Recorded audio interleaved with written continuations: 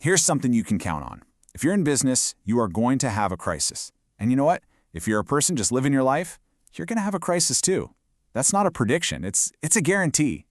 So the real question isn't if it's going to happen, but how you'll respond when it does. Because that response, that's what determines everything. It's the difference between just surviving and actually coming out stronger. So how do you build that playbook that guarantees you come out on top? Well, let's dive in.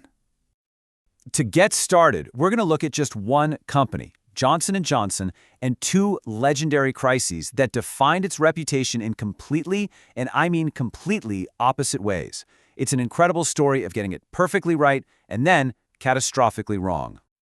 I mean, just look at this contrast. It's night and day.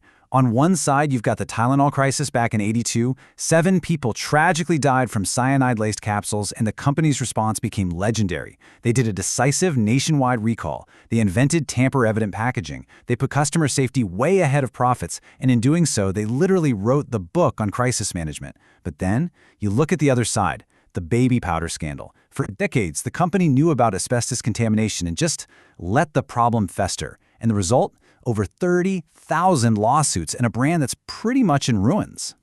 So this is the big puzzle, right? How does the exact same company with the same corporate DNA have two completely opposite outcomes? What was the secret ingredient they had during the Tylenol crisis that was just totally missing when it came to the baby powder scandal? Well, the answer isn't luck. It's not magic. It was a playbook, a clear, repeatable set of principles for navigating the chaos. In the Tylenol case, they followed it to the letter. In the baby powder case, they threw it out the window. So let's break down what that playbook actually looks like. So before you can even think about solving a crisis, you've got to set yourself up for success. It all starts with these 4 foundational steps. Step 1, acknowledge the problem. You can't stick your head in the sand like an ostrich. Second, assemble your team of experts. But, and this is critical, appoint a single chairperson to make the final call. A crisis is not a democracy. Third, get the facts. Separate the hard data from all the panicked opinions flying around. And finally, maybe the most important step of all, know your values. Anchor yourself in what you stand for. That becomes your compass when everything else is spinning out of control. Of course, today we've got this huge complicating factor that just didn't exist back in 1982. Social media. A crisis that might have taken days to spread can now go global in minutes, which means your response time has to be, well, basically instant. Get this. Nestle had this small, pretty manageable product recall for some baby food over in France. No big deal. But then, the actress Alyssa Milano tweeted to her 17 million followers, and she mistakenly implied the problem was global. Suddenly, a local issue was about to become a worldwide firestorm. But because Nestle had a crisis team and a statement ready to go, they could tweet right back at her, instantly, with the facts. She graciously corrected herself, and poof, the crisis was averted. Without that speed, the outcome could have been an absolute disaster. Okay, so you've acknowledged the problem. You're moving fast. But the best leaders, they don't just play defense. They start looking for an opening. This is the big mindset shift, moving from just managing a crisis to actually leveraging it. Now let's be totally clear. Your first job has to be a threat response. You have to contain the damage, right? You got to stop the bleeding, get the problem off the front page. This is all about minimizing the negative impact as quickly as you possibly can. But once that immediate threat is under control, the best leaders pivot. They shift into an opportunity response. They start asking a totally different question. How can we use this to come out stronger than we were before? This right here is where the transformation happens. Nestle's Project Saturday is a total masterclass in this pivot. It all started when a politician in Chile found a pesticide in their baby food. Now, it was legal by local standards, but it wasn't by the stricter European ones, and the media went wild. So Nestle's threat response? They immediately pulled the product, even though technically they didn't have to. But then came the opportunity response. They didn't just fix that one product. They launched a massive initiative to reformulate all of their products worldwide to meet the absolute strictest standard on every single parameter.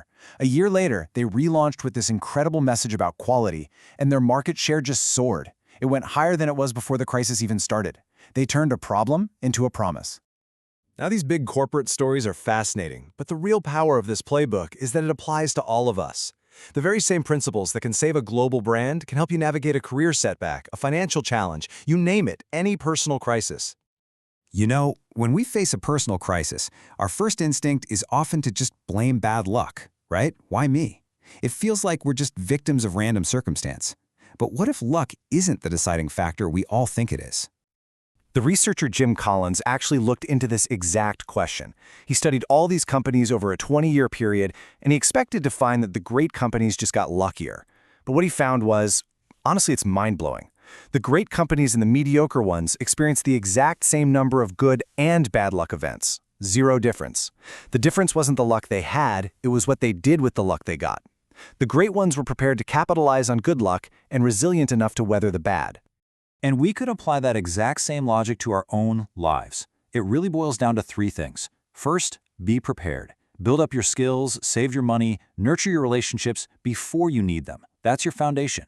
Second, when a crisis hits, respond with a plan. Acknowledge it, get advice, get the facts, and act based on your values. Don't just react. And finally, after that initial shock wears off, you have to ask that transformative question. How can I use this? How can I pivot and make this the best thing that ever happened to me? So we end right back where we began. A crisis is coming. That is a certainty. The only thing you actually have control over is your preparation. Building your personal crisis playbook isn't something you do when the storm hits. It's what you do today so you're ready for it. The only real question left is, are you?